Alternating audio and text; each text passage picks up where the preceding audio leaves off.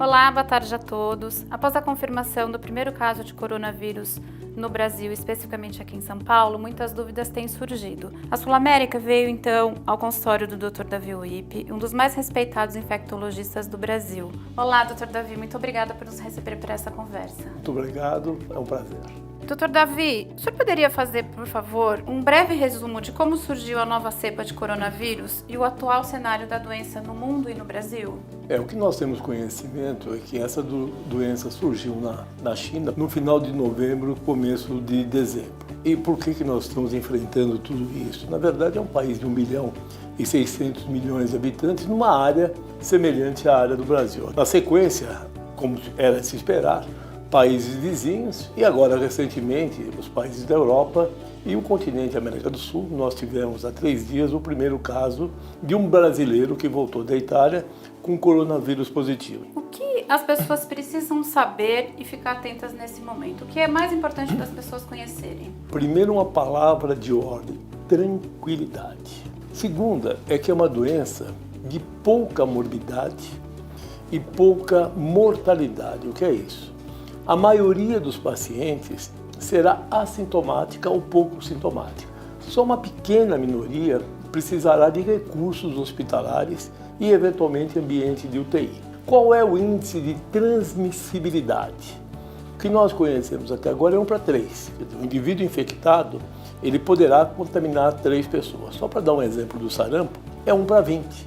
Então, o sarampo é muito mais infectante do que este coronavírus. Mortalidade dentro da China, mais ou menos 3%, e em outros países 1,5%.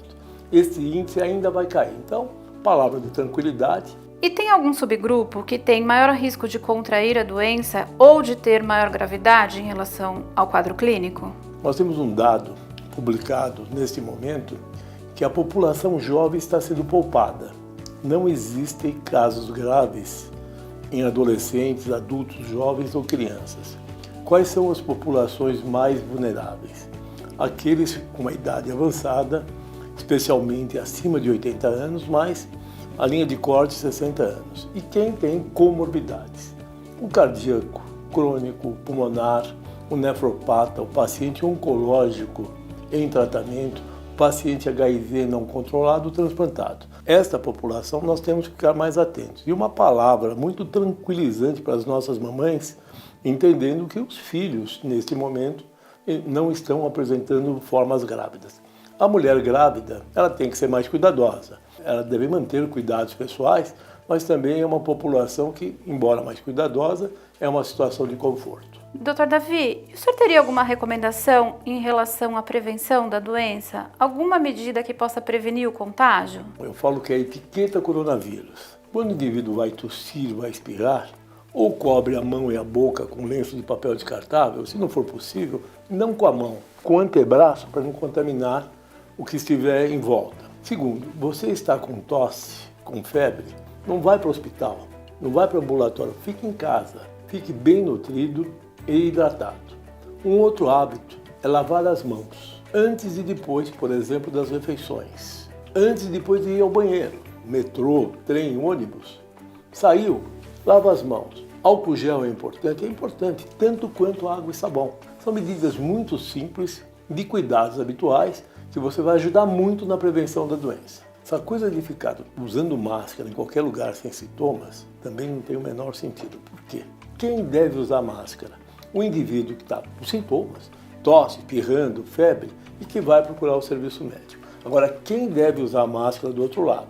Os profissionais de saúde. Então, a hora que chega um paciente à porta de um ambulatório hospital, desde o atendente até a enfermeira e o médico, esses sim devem estar protegidos. Em relação ao diagnóstico, como é feito o diagnóstico? O diagnóstico é e vai ser clínico. Há uma polêmica aí de fazer exame e tal. Quando o exame específico é importante?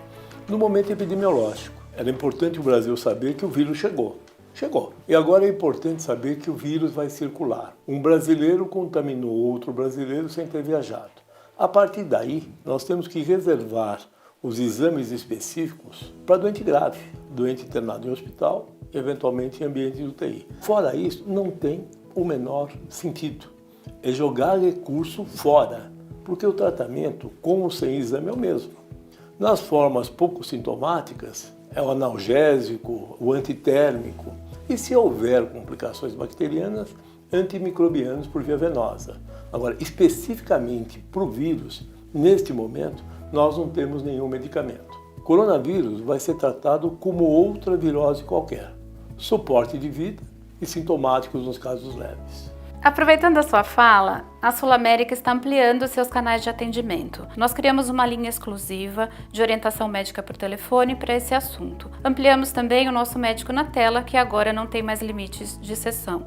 Esses 2 serviços podem ser acessados através do nosso aplicativo. Eu fiquei muito satisfeito de ouvir como a Sul América está atuando nos seus mecanismos de proteção do paciente e informação à distância por tela. Por que eu acho isso? Porque esse indivíduo, o indivíduo sintomático, quando ele vai para o ambulatório ou quando ele vai para o hospital, além de ele criar um grande problema no atendimento, ele é uma fonte infectante. Então esse indivíduo tem que ficar em casa. Onde é que esse indivíduo tem que procurar o atendimento no hospital da rede Sul América? O indivíduo começou com febre, tosse. Essa febre, ela cedeu, depois voltou.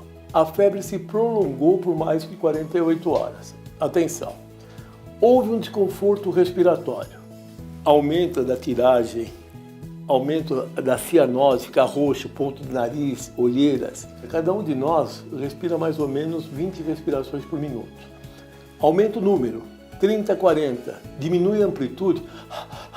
Ele tem que procurar, obviamente, o serviço de urgência da Sul América.